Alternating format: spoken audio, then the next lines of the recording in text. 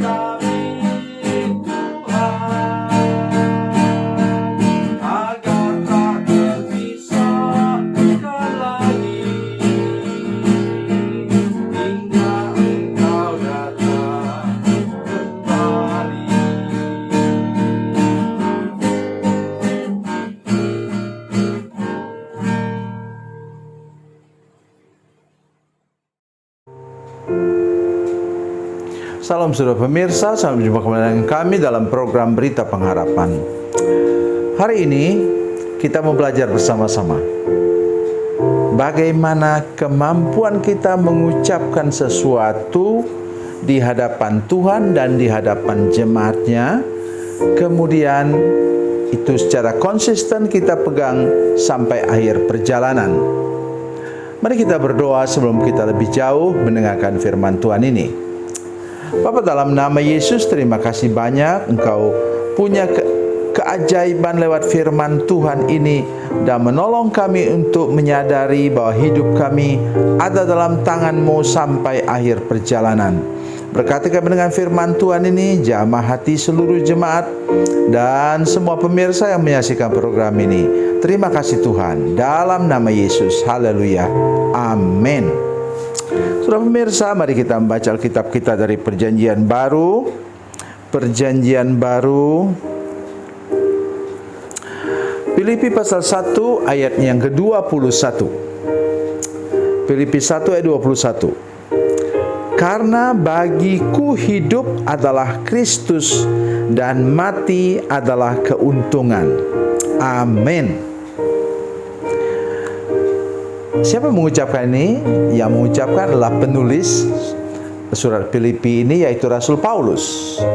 Dan kita terkejut luar biasa membaca kitab surat Filipi ini, saudara sekalian, yang penuh dengan kata sukacita, sukacita, sukacita. Di sini juga saya belajar secara pribadi, saudara sekalian, bahwa kita tidak harus selalu berdoa dengan menangis, dengan meratap di hadapan Tuhan, tapi juga di sini misalnya ya ayatnya yang ayat yang keempat ya. Tadi pasal 1. Dan setiap kali aku berdoa untuk kamu semua, aku selalu berdoa dengan sukacita. Ini aspek yang mungkin kita belum bayangkan, di mana kita berdoa dengan tersenyum. Ya, waktu saya ke luar negeri di sebuah negara, kami bertemu dengan beberapa orang misionaris. Saya kaget karena mereka berdoa dan tertawa. Ya, misalnya bunyinya begini: Lord Jesus, bless this food you provided for us today. Ketawa, kaget saya waktu dengar. Akhirnya setelah saya mengerti ayat ini, baru saya sadar bahwa kita dapat berdoa dengan sukacita. Kenapa saya menjelaskan hal ini, saudara sekalian? Seperti tidak ada hubungan dengan ayat tadi. Ketika menulis surat Filipi, itu Rasul Paulus dalam penjara yang paling berat, penjara terakhir, sebelum dia kemudian dipancung oleh Kaisar Nero. Saudara pemirsa, dapatkah saudara membayangkan, kaki dibelenggu, tangan dibelenggu, dia masih bisa mendiktekan kepada anak buahnya. Saya tidak tahu, entahkah itu Timotius atau Titus yang menuliskan ini, membantu Paulus, saudara sekalian, dan dia masih penuh dengan sukacita. Inilah sebenarnya puncak kehidupan kita kalau kita mau hidup berkemenangan setiap hari, sehingga kita apapun yang terjadi kita masih bisa tersenyum. Ya, terus terang saya sendiri harus belajar betul dari firman Tuhan ini, karena selama 15 tahun ini saya menderita penyakit, ya, sehingga kaki saya kemudian tidak bisa nyupir lagi, ya, bahkan jalan pun susah. Saya sudah pakai tongkat dan lain-lain. Masih bisakah saya tersenyum?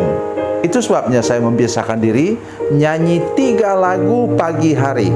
Sesudah kami persekutuan, saya menyanyi, ya, 3 lagu itu, ya, itu satu, terima kasih Tuhan untuk kasih setiamu. Yang kedua, Bapa engkau sungguh baik. Yang ketiga, haleluya, haleluya. Kenapa saya buat itu, saudara sekalian? Supaya saya bisa mengatasi segala rasa sakit pada tubuh fisik saya, dan saya mampu untuk terus mengucap syukur kepada Tuhan. Mari kita kembali kepada ayat tadi. Karena bagiku hidup adalah Kristus. Hidupnya bukan untuk kepentingan diri sendiri, bukan untuk menyenangkan hatinya sendiri atau rumah tangga atau keluarganya, tidak. Tapi hidupnya hanya untuk menyenangkan hati Tuhan Yesus yang menyelamatkan dia dalam perjalanan menuju ke Damsyik, dan yang telah memelihara hidupnya selama bertahun-tahun. Dan misalnya saudara sekalian, yang paling mengesankan ialah ketika dia karam dengan kapal, nah, akhirnya terdampar di Pulau Malta. Dan sebenarnya kalau menurut para penafsir, ada bagian firman Tuhan yang mengatakan bahwa bukan cuma sekali itu dia karam kapal. Jadi karena merasakan betapa pemeliharaan Yesus dalam hidupnya, maka dia katakan hidupnya untuk Kristus, bukan untuk yang lain, bukan untuk kesenangan diri sendiri juga. Ya, ada banyak di antara kita yang punya kesempatan untuk diberkati oleh Tuhan, maka berhati-hati kita menggunakan segala fasilitas berkat Tuhan itu. Jangan sampai itu sudah mengalahkan, menyisihkan sikap hati kita terhadap Yesus. Itu yang amat sangat penting. Kemudian apa katanya? Kenapa dia katakan begitu? Dan mati adalah keuntungan. Kenapa dia bilang begitu? Rasul Paulus terlalu banyak menderita. Pernah dia dirajam di Listra, dikira sudah mati, padahal dia masih hidup. Dan itu yang menyebabkan dia mengatakan bahwa mati adalah keuntungan. Tuhan, saya rindu sekali Tuhan untuk cepat-cepat pulang kepadamu. Tetapi selama hidup saya mau mengabdikan hidup saya seluruhnya kepada Tuhan Yesus. bila engkau sampai di sana dengan kata-kata seperti Rasul Paulus, sebenarnya itulah engkau sudah sampai di puncak. Ingat, kita baru bisa sampai di puncak kalau kita mau mendaki dari kaki gunung, mau bersusah payah sepanjang perjalanan. Itulah yang amat sangat penting untuk hidup kita hari ini. Mari kita bersama-sama mau mengucapkan, hidup bagi Kristus, mati adalah keuntungan, bersama-sama dengan Rasul Paulus. Tuhan Yesus memberkati, Tuhan Yesus baik. Mari kita berdoa. Bapa, dalam nama Yesus, terima kasih Tuhan untuk ungkapan hamba Tuhan yang luar biasa di Tuhan. Kami berdoa supaya semua pemirsa, semua jemaat yang masih ke program ini berani mengucapkan bersama dengan Rasul Paulus bahwa kami kalau hidup, kami berguna bagi Kristus, memuliakan nama Yesus, bersaksi bagi Yesus, dan kalau kami mati adalah keuntungan karena kami akan bertemu dengan Tuhan Juru Selamat kami yang hidup di surga. Terima kasih Tuhan, dalam nama Yesus, haleluya, amin.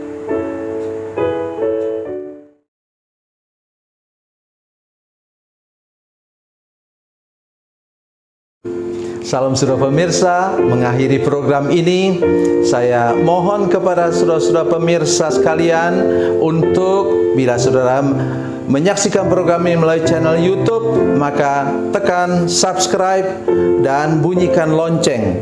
Dan bila saudara menyaksikan program ini melalui channel Facebook, tolong saudara-saudara sekalian tekan like dan juga komen. Dan demikian pula bila sudah menyaksikan program Makanan Bergizi hari ini yang tertulis, maka tekan yang sama juga, tekan like dan tekan komen. Dan tolong saudara-saudara sekalian untuk membagikan program ini, share program ini di channel saudara-saudara sekalian supaya lebih banyak lagi orang diberkati melalui program ini. Tuhan Yesus memberkati, Tuhan Yesus baik.